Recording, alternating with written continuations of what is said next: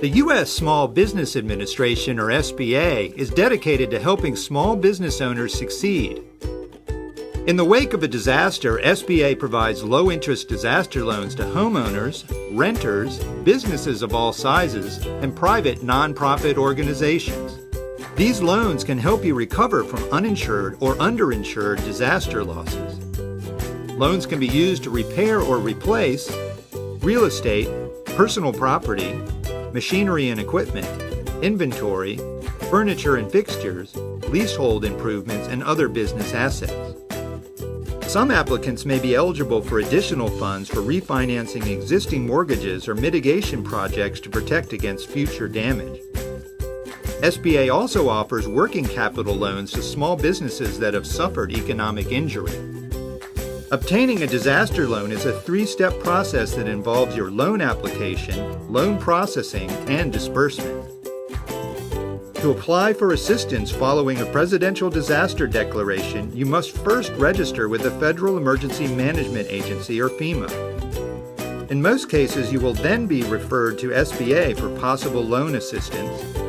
Then, apply online, which is the fastest way to receive a decision about your loan eligibility, or apply in person at any disaster recovery center and receive personal one-on-one help. Call SBA's Customer Service Center at 1-800-659-2955 to locate the center nearest you. You can also submit a paper application by mail. In non-presidential disaster declarations, individual assistance from FEMA is not available, and you can contact SBA directly to apply. Next comes your loan processing. SBA will conduct a credit check before scheduling an on-site inspection to determine your total verified losses. A loan officer will work with you to approve or decline a loan. This may take up to 3 weeks. The final step is disbursement. Within 5 days of signing SBA's loan closing documents, your initial disbursement is made. A case manager will work with you to meet all your loan conditions and schedule the rest of your disbursement until you receive the full loan amount. For more information, visit sba.gov/disaster and go to disasterloan.sba.gov/ELA to apply online. But today's presentation is going to be focused on business continuity and making your business more resilient.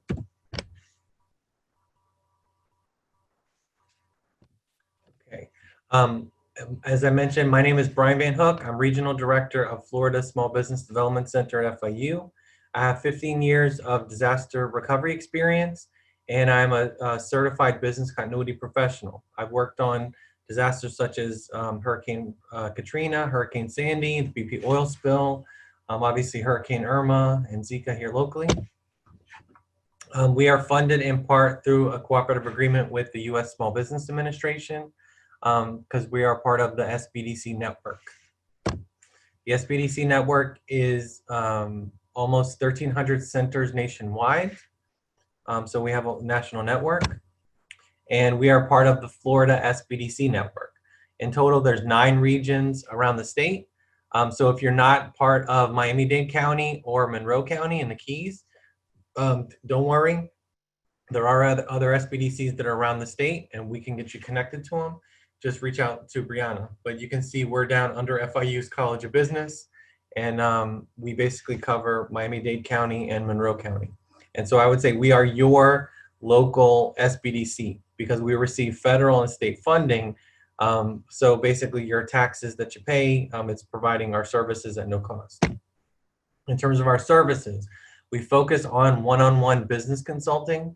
So we focus on helping you to grow your business. We have a team of 17 business specialists, and they're all specialists in different areas. So we can help you start your business, access capital, obviously in this case for COVID-19 or disasters.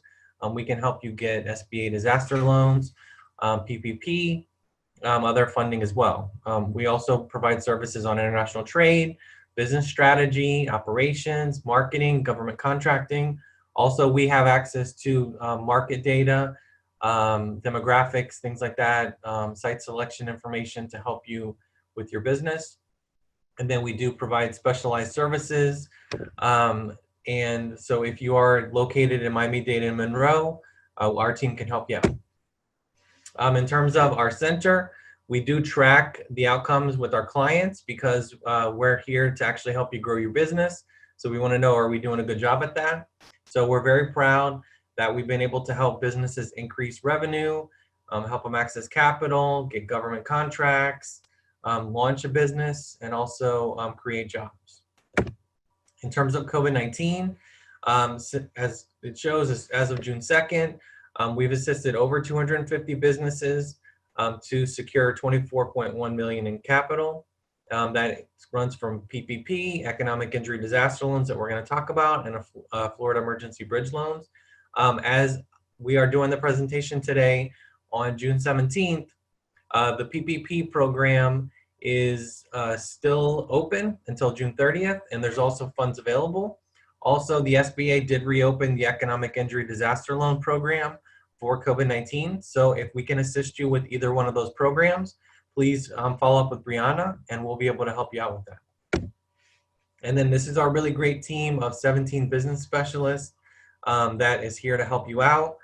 They're a really professional team. They're very good in their different areas, and we work collaboratively as a team to help you out. We also do trainings such as this one, such as this webinar. Obviously, we'd prefer to meet with you guys in person, but we're all adjusting to the new normal.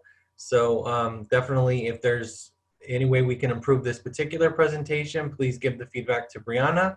Or if there's also other topics you'd like to see, please let her know as well. In terms of disaster recovery, I just want to mention, this is normally what we do. We're out in the community. You see me there behind a podium. That was actually in Key West. We go to the business recovery centers and disaster recovery centers. So for this disaster, it is a little different. So we're obviously all social distancing. We're working remotely. So that's why we've shifted to webinars. But you can count on groups like SBDC to be here for you when disasters happen. In terms of your business, you want to build a resilient business. Otherwise, you would not be on this webinar. There's other things you can be doing. So I really appreciate your time, and we're going to get you really great information to do that. But when you're building a resilient business, that includes a lot of different things: risk management, contingency planning, emergency preparedness, disaster recovery planning for your IT, and also something people don't think about, succession planning. Think about if you have a very key employee that leaves or is, in the hospital. Think about one of your top, top leadership people. If anybody's out, that impacts your business, that impacts your operations. So you want to incorporate succession planning, not just all the disaster stuff we're talking about. The good thing is SBDC is here. We can provide you with training materials, help you with the business continuity plan, with checklists, with emergency preparedness plans. We have a lot of resources that we can provide to you to kind of help you get started. So with that, let's jump into it. Obviously, I can't do anything related to business continuity planning without including something on how you can come up with a pandemic plan. So I do want to talk a little bit for like 2 minutes on. I would strongly encourage you again to check. Sorry about that. Basically, that was CDC information. Sorry for the recording, but that's CDC information on guidance for your business. So we'll basically provide you with the PDF of this presentation, and it provides you with frequently asked questions and detailed guidance on safety best practices for COVID-19. In terms of pandemic planning, this slide includes some really good pandemic plans. I did include the CDC's business continuity planning, kind of like overview that you can use to incorporate to your business to come up with a specific pandemic plan for your business. Obviously, you should follow your local guidance. Whether you're in Miami-Dade County, look at the new normal. They have it broken down by industry on steps you should take. I would just take that particular section and just put it into your business continuity plan. But also you can incorporate some steps from the CDC. Also, they do have some really good pandemic plans. They were more geared towards like pandemic flu, but it's just as easy to incorporate it for pandemics or COVID-19. So I did include those up there as well. There's a continuity planning kind of information sheet from the CDC. There's also a checklist that's included up there. And then I did include the pandemic plan from FEMA. I would say the CDC plans are a little better. The FEMA plan is a little more technical and a little more bureaucratic, but the good thing about the FEMA plan is that it's an actual plan. So you can basically just take that plan and put insert business name here, do that, and then kind of tailor it for your business. So that's the upside to that plan. And then we will provide you with the PDF so that you can actually have those links and go check them out. In terms of insurance, you need to talk to your insurance agent about your policies, specifically on business interruption. We're going to get into it later for general business continuity, but you want to make sure that what you're covered for and what you're not covered for. And specifically for COVID-19 and pandemics, following the 2003 SARS outbreak, insurance companies did start excluding losses by viruses or communicable diseases. So you may want to check into that and keep it in mind when you're shopping around. And if you're really concerned, or if you saw a big impact from COVID-19 and you have the financial ability to do it, you might want to consider adding some policies on that. It will be pretty expensive, but for some businesses, they have the ability to do it. So that's something you can look into. Also, in terms of long-term considerations, we have to now incorporate pandemics as part of business continuity planning. In the past, we wouldn't worry about volcanoes, we wouldn't worry about ice storms, and to large extent, business continuity professionals wouldn't necessarily worry about pandemics, depending on what part of the world you're in. But now we have to make it part of the business. I would encourage you to, in terms of not just your business continuity planning, but also your business strategy, to strengthen your e-commerce and also your direct-to-consumer sales. Because businesses that have these sales channels in place, along with the marketing to match, they saw their sales skyrocket like in March and April, in May, when other businesses like were traditional bricks and mortar were shut down with a shelter-in-place order. So you want to take those steps now, because it's not necessarily something you can switch on and switch off. It's something you have to put some time and effort and resources into. And you also want to consider your marketing strategies, that you don't have a one-size-fits-all marketing strategy, because you saw each locality, depending on the conditions and the cases, some were open, some were shut down. So you want to think about the different restrictions and where your footprint is, and kind of make sure that your marketing strategies are agile so that you can change it, so you don't have any cost or delays when you're trying to run a marketing campaign. So let's get into basic disaster, continuity planning. So this just shows you a major timeline for major disasters going back about 20, 25 years. It shows you that every couple of years we have a disaster. So you see 92 was the Hurricane Andrew, that we obviously know a lot about. Then 93, you had the Midwest flooding. 95, you had a man-made disaster, the Oklahoma City bombing.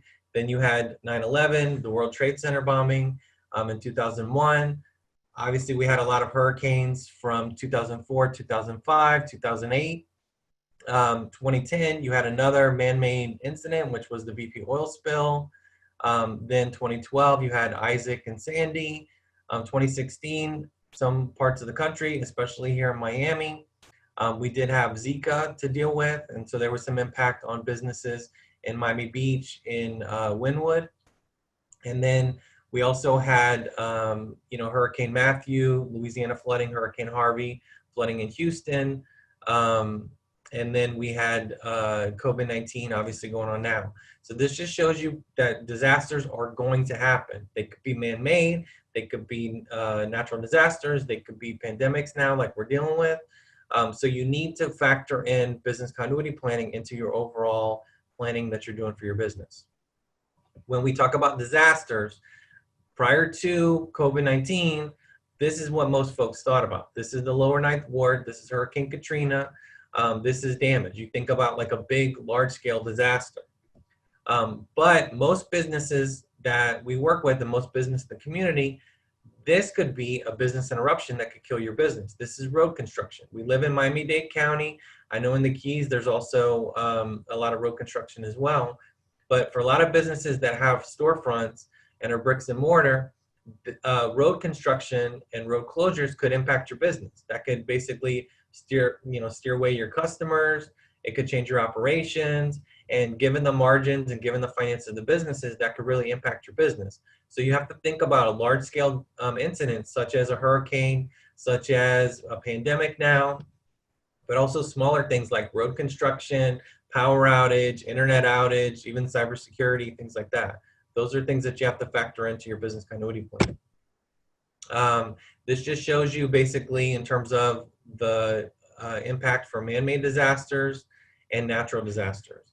But my message again is if it's a power outage, if it's road construction, if it's flooding, it can impact your daily operations. It could jeopardize the future of your business. So you really want to take some steps. It doesn't have to be a complete business continuity plan, although there's groups like SBDC that we can help you with that. There's even small things you can do, just checklists and things like that. So with that, I know I threw a lot of at you to start. I didn't want to scare you off. I see we still have folks on, so that's good. That's good. We're kind of making progress. So you're sitting there asking yourself, where can I start? Like, where do I get started? Well, don't overthink it. Basically, you know your business better than anybody. You know your employees. You know your location. So just start asking yourself some basic questions. Just do a basic risk assessment. Have you done a risk assessment on what risks are more likely to threaten your business? Like we said, volcanoes, you're not going to get hit by a volcano. We don't have earthquakes. There's other things. Tornadoes here in Miami, not so much. We have had a few that came off the coast, but you can think about what is specifically going to impact your business. Then you can start doing some tabletop exercises to test how you would respond to those risks. Also do a visual inspection of your business. Walk around the business, check it out. Check out your equipment, check out your location. You know, just notice if there's any changes or anything you've seen. Actually even taking photos and kind of archiving them and saving them away, that can help you if you have a disaster. And always think about if there's basic things you can do today to better prepare your business against future disasters. You don't have to do 15 things, you can just start with 1 or 2. So one thing you need to do in terms of business continuity planning is you need to think about what makes your business run. So who runs your business, what runs it, where does it run, how does it run? You want to think about your business in terms of critical functions. You want to think about important functions. You want to think about non-essential functions. You want to have 3 buckets. Because for COVID-19, for hurricanes, you find out really quick what is essential, what is critical, and what is not important, what is not essential. You want to think through, in terms of a business interruption, for those particular functions, how long can you withstand an interruption to those? Is it 24 hours? Is it 48 hours? Is it 72 hours? Because there's some things that you can't let them languish for 2 to 3 days, 2 weeks, a month. There's things you have to do, make payroll, you know, you have to do other things like that. You have vendors to pay, things like that. So you have to factor in what are those things. In terms of insurance, we touched a little bit on that for COVID-19, but insurance is only a partial solution. As you see for COVID-19, you know, business interruption insurance in general doesn't cover pandemics or viruses unless you have policies that cover that. Insurance doesn't replace lost customers, and it's not going to cover all your losses. So for a business, you need to shop your insurance. You need to also get a free risk assessment from your insurance agent. People are always taking advantage of free stuff. Your insurance agent can actually do a free risk assessment of your business and help you in terms of policies, in terms of things you should think about. You also want to talk with fellow business owners. What's their disaster experience? What did their losses, were they included on their policy? What was excluded? Are there blind spots that you have on your insurance? Those are things you need to do. And we have a really great checklist for questions to ask your insurance agent. So if you're interested, please contact Brianna and she can email that to you. In terms of your business, also, you don't have robots that run your business. People run your business. You basically want to find a balance between your personal and your business disaster preparations. You need to think about how you're going to get back to work. If you're worried about your home, your childcare, your relatives, your pets, think about for COVID-19. Basically, one of the big hurdles for some of the businesses is employees are having trouble getting back because they are having issues with childcare. That's a common issue when you have natural disasters such as hurricanes as well, is maybe childcare businesses aren't back and reopen. So even though a business might not be severely impacted, they're having trouble getting their workforce back. But if you actually work with your employees on thinking about options pre-disaster and doing some planning, it is going to streamline how you get people back to work, or if people work remotely, things like that. So you want to talk with your family, you want to talk with your team on their disaster plans. You want to set deadlines on key items that you need to complete it by to make sure you do it. But as I reiterated, don't overcomplicate things. Focus on 3 to 4 kind of key actions, complete them with a defined time frame, and then move on to another 3 or 4. So kind of take it piecemeal. In terms of business continuity planning, I always encourage people too to think about it as a competitive advantage. So actually, if your competitors are down and you're open, that's going to give you a leg up on them. Just the same token, if you're down, that's going to give your competition a leg up on you. But also, if you work with large businesses, if you're a federal, state, or local contractor, you're in the supply chain. So you being down could impact your business to retain that contract or to maintain that relationship with the large vendor. So you need to be prepared. So whether it's just you on your own or whether you're part of the supply chain, business continuity is going to give you that competitive advantage. In terms of your business, you want to think through your supply chain. So obviously upstream, you have suppliers. In the middle, you have you and your employees, and then downstream is your customers. So we're going to go through some things to think about for your supply chain and those different groups. In terms of your suppliers and contractors, you want to maintain current vendor information. You want to have primary and alternate contacts. You want to have your account numbers available. Like, think about for COVID-19, if you can't go to your office, you want to have all that information so that you can access it remotely. You also want to ask any of suppliers and contractors about their continuity plans. If they don't have one, maybe that's something you want to know because they might be out of business. If you have alternate suppliers that are in different geographical areas, maybe they might not be hit by a hurricane or by a snowstorm or something else. So then they're not going to be down and you can still keep business as usual. Also, you want to maintain the active status by placing periodic order. Hi guys, my name's Rich with PRC, providing hurricane preparedness tips for this storm season. When preparing for a storm, you have 3 main water points of intrusion: your roof, your soffits, and windows and doors. In preparing for this, you want to give a thorough inspection of your roof and soffits. If your soffits are blown out or missing, you can have wind lift and unnecessary pressures on your roof. Your roof and the condition and the overall shape on top, where shingles blow off, tiles can blow off, metal panels can be removed, and they can be projectiles towards neighbors' homes as well as your own. Windows and doors are known as silent rivers. Sometimes most people don't know if their windows are blown out and they have water intrusion and it starts to leak on the interior of the home. Any of these 3 areas can open up. If you have water intrusion in the hot, humid Florida sun, mold can set in immediately and cause you further damage.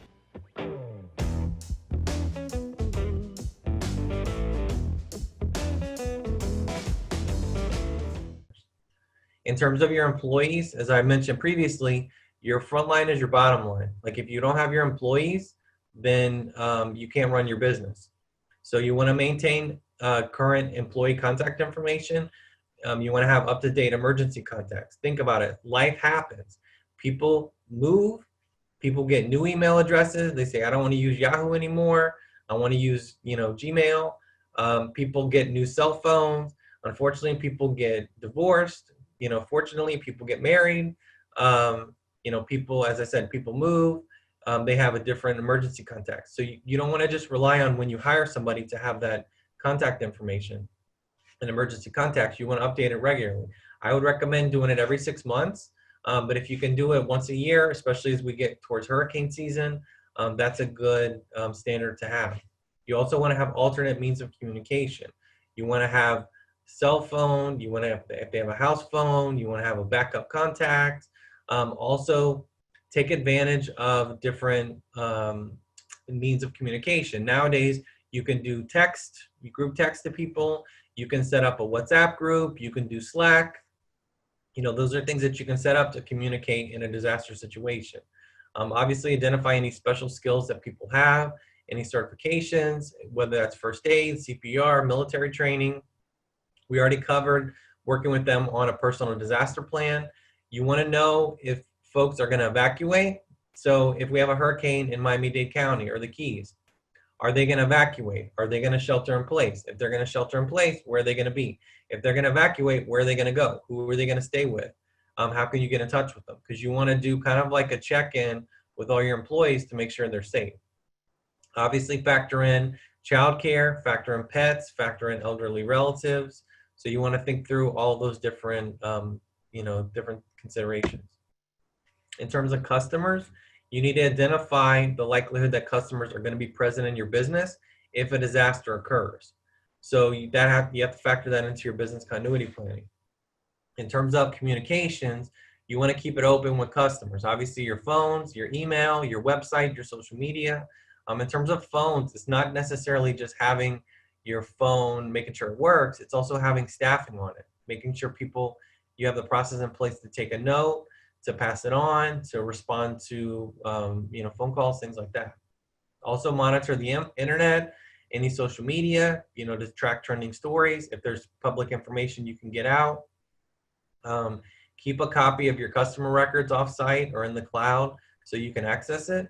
And then also have an alternate work site from which you can communicate to customers during recovery. So obviously right now, everybody's kind of testing out working remotely. I think that might make your business more resilient if you've had success working with your employees from that aspect in terms of different operations. In terms of customers, you also don't want to forget that you can encourage longtime customers to purchase gift cards to help put immediate cash into your business. Gift cards can be used online. They can be used later on when conditions improve. But gift cards basically is not something you can, like I said, just turn on or off. You got to do a little bit of effort on it. And if you have your e-commerce or your website, you've got to incorporate it there because that's the best way for people to get in touch with it. And you obviously want to emphasize buy local, shop small, in terms of kind of getting folks to take advantage of it. A lot of businesses for COVID-19, in terms of restaurants and grocery stores, they did shift to delivery services to compensate for in-store traffic drying up. So that's something you want to start planning before a disaster. You don't want to just jump into it once a disaster happens or once you're recovering. You do want to adjust your marketing if it's a COVID-19 or other disaster. So you can offer discounts for takeout. You can offer discounts for first-time users ordering on delivery. And depending on your location, you can also make it easier for takeout orders by offering curbside pickup. But these are some of the different services. So DoorDash, Postmates, Grubhub, Uber Eats, Instacart. It's not an exhaustive list. There are more out there. But I would encourage you to check it out and use them. But it's important that you do your research on how the deliveries work, how much in fees they charge, how quick do they get there, how and when you're going to receive your payments. Kind of think through how that's going to be your operations, and is it going to be a good deal for you. Also set up your internal process and procedures on how you're going to handle those third-party delivery orders, because they're delivering. A lot of businesses think that they deliver the order, so they don't really have to worry about it as much. But if there's any problems, like the other day we ordered from a third-party delivery service, and it was like a soup, and the soup spilled all over the bag. It obviously wasn't, packaged properly. It wasn't taped up. It wasn't secured. But if there's a problem with the order, they're not going to blame the delivery service. They're going to blame the restaurant. So you want to do that. You want to factor in how are you going to keep things hot? Where do you set them aside? Especially for COVID-19, there's a lot of special instructions for third-party delivery services on where they pick up, where do they go, what do they do. So you want to factor that into your continuity planning and also just in terms of your general business operations. The other thing I would mention on third-party delivery services is read the contract. They could take up to 30% commission on those orders. And some businesses, just like anything in terms of business, like a lease agreement, any kind of contract, they didn't read it, and they're extremely mad afterwards. Read that and take advantage of it. In terms of your business, you also want to think about other contacts. So you want to think about bankers, you want to think about accountants, insurance agents, lawyers. You want to think through those particular contacts. So in terms of your critical operations and your critical functions, you want to identify what records are vital to perform those critical functions. You want to make multiple copies of it, store it on-site, off-site, multiple media formats, update it regularly. A backup is no good if it's out of date. You want to date your backups, you want to identify new versions, you want to test the backup systems. Also, for business continuity purposes, you want to maintain photographic records of your inventory, your furnishings, your fixtures, your equipment, your building. That's going to be important for insurance and SBA. They want to make sure your building or your equipment wasn't trashed before the disaster, because they're going to give you funding to basically recover and get back to normal. In terms of your critical operations, you're going to basically think through, depending on your business, these could be your critical operations, whether it's administrative, whether it's payroll, whether it's debt obligations, communications, vital records, IT, suppliers, contractors. It depends on what your particular business is, but you need to think through what is a critical operation for you. Also, one of the things for business continuity is I have to emphasize regulatory requirements. For businesses, you're going to have regulatory requirements for your particular business. So you want to think through. One of an example is HIPAA. If you have to deal with any kind of patient records, any kind of personal health information, for you, HIPAA is something that's really important to pay attention to. HIPAA lays out safeguards for organizations that you're maintaining information confidential, that it's with integrity, and that it's available on that protected health information. But there's a lot of penalties if you don't follow it. If you leave a flash drive somewhere, if it gets out, if there's a breach in a disaster situation, that's really when you could have issues with that. So in terms of HIPAA, just as an example, you have to comply with data security and business continuity standards.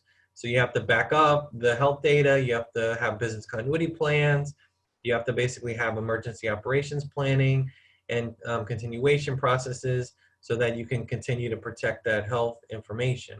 But that's just one example of regulatory requirements. Depending on your industry, depending on the product or service, you might have other regulatory requirements. And if you're down or you don't take the proper steps, you could be out of compliance and you could have potential liability. In terms of planning, it's not a one-time deal. You basically need to keep doing it regularly. You need to kind of have it be an ongoing process. Don't procrastinate until a hurricane is like right next to Miami. Don't wait until the pandemic is like in full blown. You want to basically start planning ahead of time. As I said, it could be as basic as just doing some tabletop exercises to raise the situational awareness of your employees and your team. You obviously want to involve key personnel in your organization. You want to get help from professionals such as SBDC, but there's other groups in the community that can help you out as well. There's a lot of webinars on business continuity, whether that's from your particular county, your particular city, from the Small Business Administration, from FEMA, from CDC. There's a lot of information that's out there, and most of it is no cost, free of charge. You can incorporate it into your business. You want to put your ideas down on paper. You want to update your plan regularly and test it repeatedly, because no plan is bulletproof and things change. So you want to basically come up with a good plan and then test it and see what works and what doesn't work. Obviously, make disaster preparedness a core business value.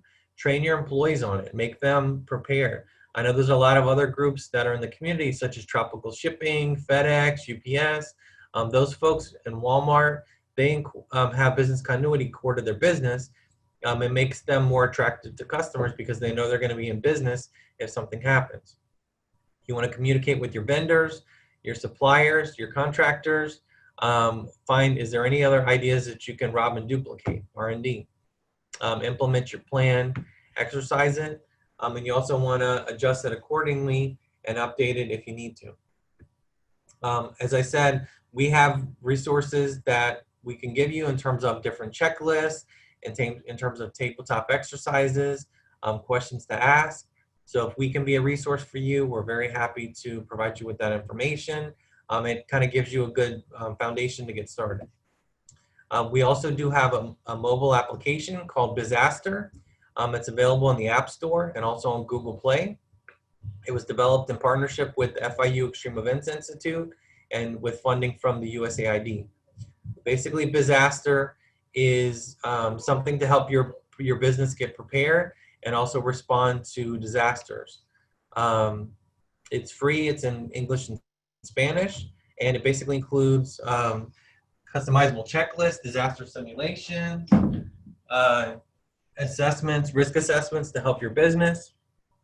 So it's got some really good information in there. Best part is it's in English and Spanish and it's free. It's no cost to you. And so you can actually use it to kind of jumpstart your business continuity plan. And let's see. But I'm a big believer, we don't have a monopoly on disaster apps. So there is an app from Miami-Dade County called Ready Miami-Dade. That's a mobile app for residents and visitors that you can get information, how to prepare, evacuation, things like that. There's also a system from Monroe County called Alert Monroe that you can get information on that. Obviously, the Red Cross has a lot of different apps that you can get access to. Also, FEMA has one that you can do as well. There's a couple other ones like GasBuddy, like Hurricane Tracker, Storm Radar. These are good ones that you can get on weather information, on different gas stations and what's open, because that is a big factor in terms of hurricanes, is getting gas and kind of who has it and what's open. Also, in terms of business resources, ready.gov is a good site to go for your business. They do have a lot of checklists, a lot of information. The Florida Division of Emergency Management has a disaster site for businesses. So the link is up there. And then also SBA does have some webinars and different resources available for business continuity planning. Depending on where your business is located, floridadisaster.biz is a statewide site for businesses. Also, Miami-Dade County has a hurricane guide and Monroe County has a hurricane guide. So there's two different local guides you can get to kind of get your business better prepared. And then I want to close out just to give you a quick primer on some of the disaster recovery programs. I know that we've been experiencing them for COVID-19, but the programs are a little different traditionally than how they've been operating for COVID-19. First, in terms of damage assessments, just be aware that the state of Florida does encourage businesses after a hurricane or something else to fill out a business damage assessment. This survey, it's not an application for SBA or the state of Florida, but it's basically a survey to help the state identify disaster impacts and also to seek federal and state resources to impacted areas. So we always encourage folks to fill out the business damage assessment because it helps them to get actual impact numbers so that they can transmit that to Congress, to the SBA, to FEMA, so that they can kind of seek resources to help with recovery. In terms of disaster recovery assistance, SBA Disaster Loans and Disaster Assistance is the primary kind of route for businesses to get help after disaster. SBA is generally known for its traditional 7A or 504 programs. I would say they're also famous for the resource partners such as SBDC, but they have these different disaster loans that are primary disaster loan programs for private sector non-agricultural businesses. These loans are a little different than the traditional SBA loans because they're direct loans from SBA. What SBA looks at is good credit history, demonstrate the ability to repay, and pledge collateral when it's available. But the biggest thing I would say was the ability to repay the loan. That's what they look at. They look at the credit history more as like a guide or an indicator. The big thing is, can you repay the loan based on the business financials?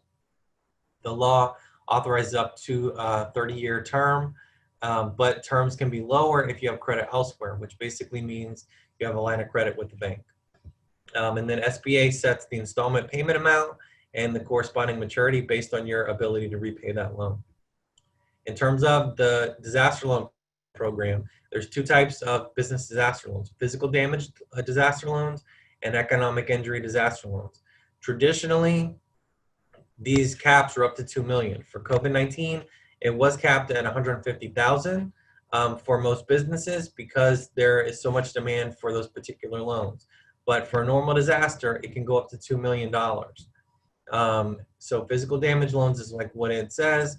It's repair or replace business property to pre-disaster conditions. The economic injury disaster loan is more like a line of credit, like a working capital loan, where you can basically get it to pay debts, basically to make payroll, to do other type of things that you would have been able to do without the disaster. And you can actually get economic injury disaster loans regardless of whether property was damaged. As I said, for SBA, right now for COVID-19, there are caps on the disaster loans, but traditionally it is up to, it basically is up to $2 million.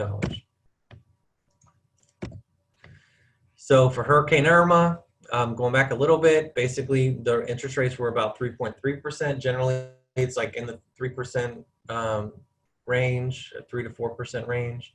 Loan amounts in terms are set by SBA. I would always encourage you, if you do get a physical damage loan, that you can basically get a loan amount increase up to 20% of your physical damages for mitigation purposes. So you can do, elevation, flood walls, different things. You can basically like build back better to ensure that you don't have a loss again after another disaster. But I always encourage you, watch the application deadline and don't wait till the last minute to apply. So even for PPP right now, which is kind of a special program, the deadline is June 30th. Don't wait until June 30th to apply. Also, if you suffered physical damage or there's a likelihood you might need the funding, go ahead and apply anyway before the deadline, because if you're approved, you don't have to move forward with the application if your circumstances change, but at least you got that as an option. And then historically how the program works is that you don't have to draw down the full loan amount that's been approved if you don't need it. You draw it down in disbursements. For COVID-19, for economic injury disaster loans, they are giving you a lump sum payment and then kind of moving on to the next business. But historically, you are able to draw it down in installments. I also did want to mention this Florida Bridge loan from the state of Florida. This is a short-term interest-free working capital loan, which is intended to bridge the gap between when a disaster hits and when you get long-term recovery assistance, such as insurance, profits, disaster loans from SBA. It's a short-term loan that basically is not a grant. It's paid from public funding, so it has to be repaid. Generally, that program is between $1,000 and $50,000. In the last couple of years, they have made loans up to $100,000 under certain circumstances. The loan term is generally 90 to 180 days. It's interest-free for the loan term. And then basically loan payments are made to Florida First Capital, which is the program administrator by the state of Florida. Loans must be repaid in full by the end of the loan term. And then they do start accruing interest, 12% after the 180 days, and then 18% after that, and it is subject to default. So we always encourage folks to think about it in terms of that and kind of pay attention to it. And there's options like that where you can work with groups like SBDC to get that either rolled into an SBA disaster loan or other types of more longer term financing. But for a lot of businesses, basically business picks back up and they're able to repay the bridge loan. So with that, I wanted to answer some questions. So Brianna, I saw that there was some questions in the chat, right? Yes. So I see one that says, good morning. Is the credit history based on personal? For the business, they do look at your personal, so they do pull personal credit. For the business credit, in some cases they will. Generally, they're going to look at your business financials. So they're going to look at let's say we had a hurricane that hit right now, knock on wood, it doesn't. If we had a hurricane that hit now, they would look back to this time last year and to your financials from last year. also to your financials heading up to the disaster to kind of look at the historicals. So they would just mainly look at your ability to repay. So in terms of the credit history, they will pull your personal credit, but if there's instances such as medical bills, extenuating circumstances, things like that, there is opportunities where you can basically kind of get them a letter to explain it, just like any other type of loan application, to provide additional circumstances on kind of what was happening. So we would always encourage folks, to take advantage of that. And also I wouldn't say for disaster loans, you can, let's say you're approved for a certain amount. If you have additional economic injury or you have additional damages, you can actually request a loan amount increase. And so groups like SBDC, we can help you to follow that process and to get additional funding. Also, if you get approved for a lot and you don't need to take down as much, you can actually get a loan, you can request less funding. So there is opportunities to increase or decrease. Also, there's opportunities to appeal if you're declined initially. I think overall, you have kind of like 3 considerations. The first is an approval or decline. The second, you can request an appeal of an initial decline. And then if you get declined a second time, you can actually appeal that too within 30 days. So I see in the chat, we have 2 questions. One is, on a PPP loan, if it was funded, can it be increased? The trouble with the PPP loans is that it's basically just a straight payroll calculation. So we have not seen anybody that's been able to get it increased in terms of PPP. Basically, the bank just looks at your payroll and just makes a calculation based on that. So there hasn't been any opportunities to increase it. And then question from Ann is the interest fixed throughout the loan? For the SBA disaster loans, yes, the interest is a fixed rate. It's basically 3.3% with Hurricane Irma. I think it's a little higher for COVID-19, maybe 3.4%. But it is fixed, and it's basically up to a 30-year loan term. So it's a really attractive loan, depending if it's physical damage or economic injury disaster loans. And also think about for COVID-19, for PPP, there is some limitations. Initially, it was 75% had to be payroll and 25% could be non-payroll to get the loan forgiven. Congress did reduce that to 60% payroll and 40% non-payroll, but you still have requirements that you have to use 60% of that loan for payroll to get it forgiven. For economic injury and disaster loans, you do have a lot more flexibility on how you can use the loan proceeds. So I would always encourage you to be specific on, know what you can use it for and what you can't use it for. And also, it does help when you're getting multiple loans, such as for COVID-19. If you're getting PPP and you're getting EIDL and you're getting a loan from another group, to put those in separate accounts so that it's a little easier for you to track the loan and how you're using it, so that you can report back how you used it and that you followed the proper protocols. So do we have any other questions? Those are actually some good questions. Brianna, any other questions in the chat? I think that's all of them. I guess I can go ahead and just mention again, I will be sending the presentation to everyone. Oh wait, we just got another question. It says, good morning, thanks for doing this presentation. Our business received the SBA Disaster Relief Loan. Are we also able to receive PPP funds? Yes, you can apply for an economic injury disaster loan as well as for a payroll protection program loan. Basically, you would just go to your community bank or your bank that you've been working with and apply for PPP. I do encourage you to disclose that you did get an economic injury disaster loan. The biggest thing is you just can't use it for the same thing. So if you're applying for PPP for payroll, you can't use the EIDL for payroll as well. So there is some limitations on how you use it. That's why we've encouraged folks to use the PPP for payroll and then use the EIDL loan for any other things that you need, whether that's debts, whether that's working capital, buying inventory, things like that. Use whatever you're not using the PPP, use the EIDL for that, because they do have the rule kind of called duplication of benefits. You can't get 2 types of federal assistance and use it for the same thing. So definitely you can apply for PPP. Just make sure when you get it that you're not using the what you use the SBA disaster loan for PPP, and you should be in good shape. But in general, guys, good content, good information. Okay, we got a couple more questions coming in. So the next question, it says, if the bank that you have a relationship with is no longer accepting applications, where should we go? If you go to the SBA website, they do have a lender match portal, kind of like thing. I would say it's kind of like, you know, those different websites where you can find local groups, maybe like Home Advisor or something like that. Basically, they can tell you about other banks in your area that are making PPP applications.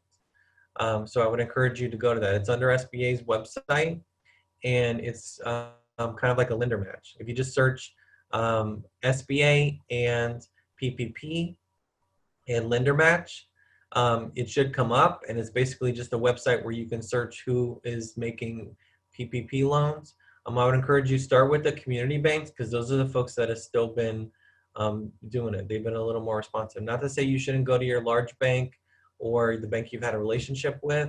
I just know that they've got a lot of applications. So the community banks were a little more responsive. I see Wayne's question was, an SBA loan for the purchase of a warehouse. If revenues are down due to COVID-19, what criteria would be used for the loan? I assume you're talking about like kind of a traditional SBA loan.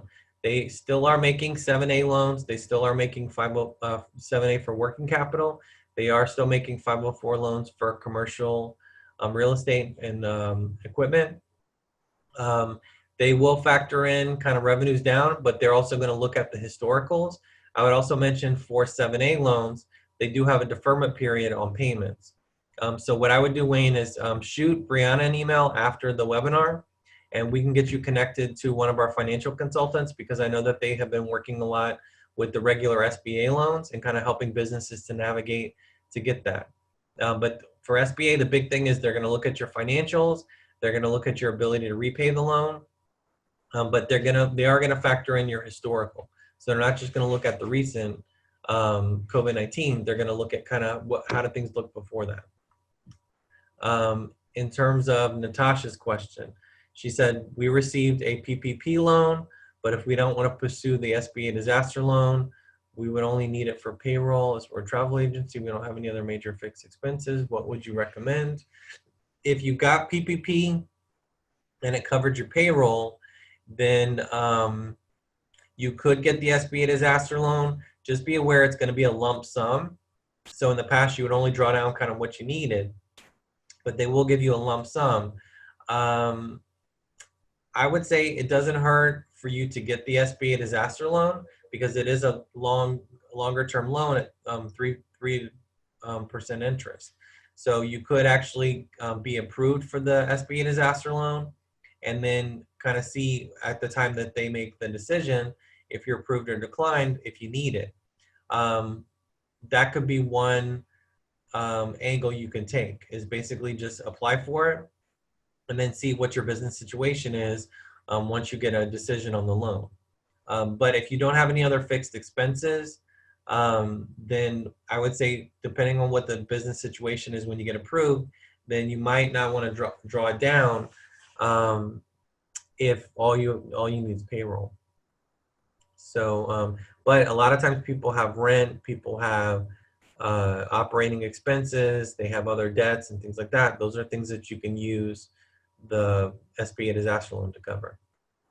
So yeah, I would say just doesn't hurt to apply, and then just kind of see what your business situation is once you get the decision. But that's been a lot of really great questions. Just thanks again, and be safe. Take care.